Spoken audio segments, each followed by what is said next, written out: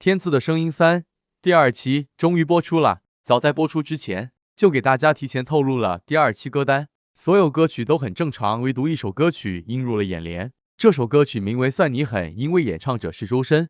哦，对了，如果你不想错过任何新鲜热辣的娱乐新闻，那就记得一定要订阅我的频道哦。你的订阅和点赞是我继续做下去的动力哦。本来这首歌曲如果是任何人唱就都还算正常，但是偏巧这一期这首歌曲的演唱者是周深，让人很意外。周深和算你狠应该是完全不搭边的两个世界吧。当歌曲呈现的时候，才发现这也就周深能做到了，和当年的达拉崩吧一样的讨喜。就这种曲风，内地华语乐坛也就周深这样多变的嗓音才可以了。其实周深出道很多年了，但是正式火起来是从歌手当打之年开始被更多内地观众所喜爱的。从2020年开始，周深就火得一塌糊涂，而他的火不仅仅是因为他的唱功超群，还有他舞台上各种机灵鬼般的天才反应。就第2期天赐的声音来说，周深与盖之间的对话，表面上透露着的是满满的求生欲，实际上却是丰富的舞台经验和临场应变能力。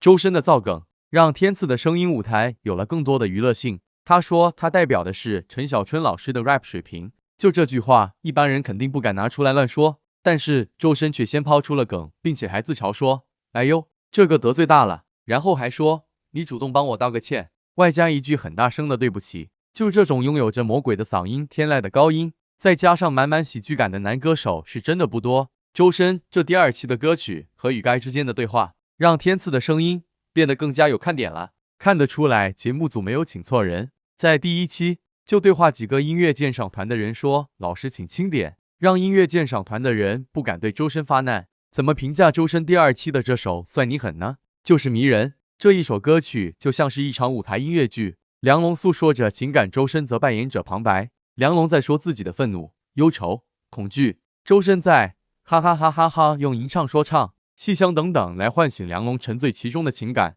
让人感受到周深是在炫技，但是他炫的舒服，炫的别人炫不了的技。算你狠是真的算周深狠。原本的天赐的声音的舞台多半都是炫技、高腔的舞台，周深这次的演绎把音乐的更多可能性塑造了出来。也许天赐的声音早该请来周深，把这个音综节目秀出更多的多元化。所以之前周深唱火了达拉崩吧，这一次有没有再次把算你狠演绎出新的格局，成为大热歌曲，就要看网友们近日的评价如何了。反正小编就是喜欢周深唱的歌。现在我们马上再来重温算你狠的精彩片段吧。